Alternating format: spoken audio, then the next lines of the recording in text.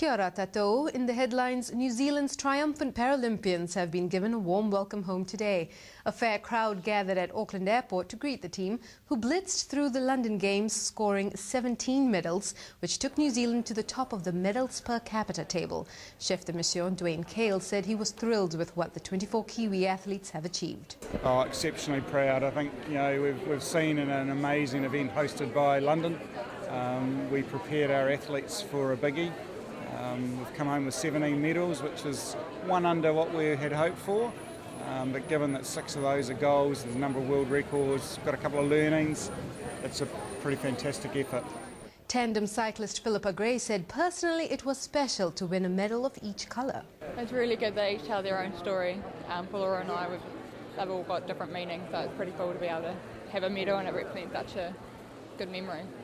And 19-year-old swimmer Mary Fisher clinched the final medal of the Games, rounding off the campaign with a gold.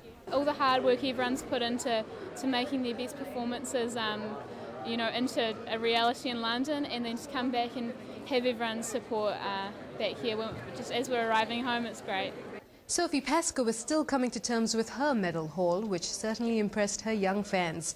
Like her teammates, she was blown away by the support and felt honoured to be considered a role model. It's great to have kids come out here that could be looking at going to the Olympics in their future, and to be able to knowing that you inspire them is really nice. Valerie Adams' gold medal has arrived in the country ahead of the shot put champion herself. It will be presented to her next Wednesday at the Cloud on Auckland's waterfront, the same day she returns from Switzerland. More than 2,000 public tickets will be given away to attend the event.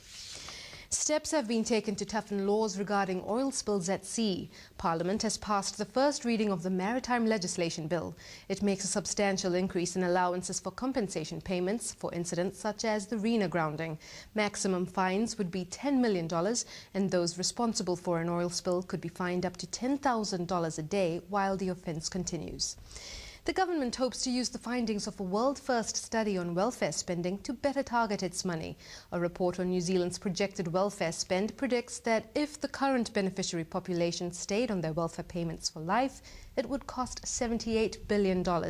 Finance Minister Bill English says the report shows what areas need attention and will see a reallocation of funding.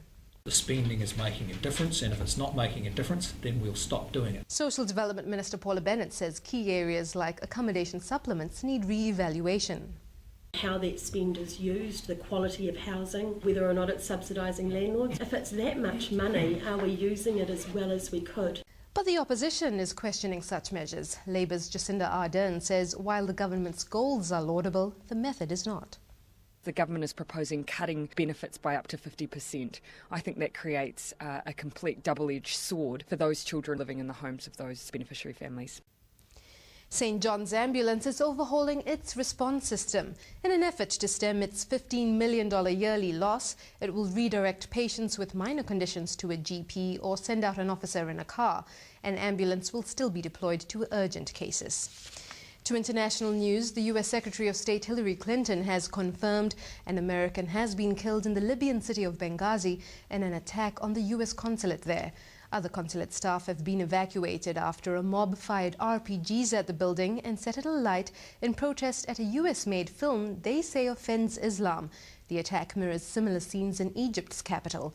Nearly 3,000 hardline Islamists have stormed the U.S. Embassy in Cairo in protest over the film, which they say is offensive to the Prophet Muhammad.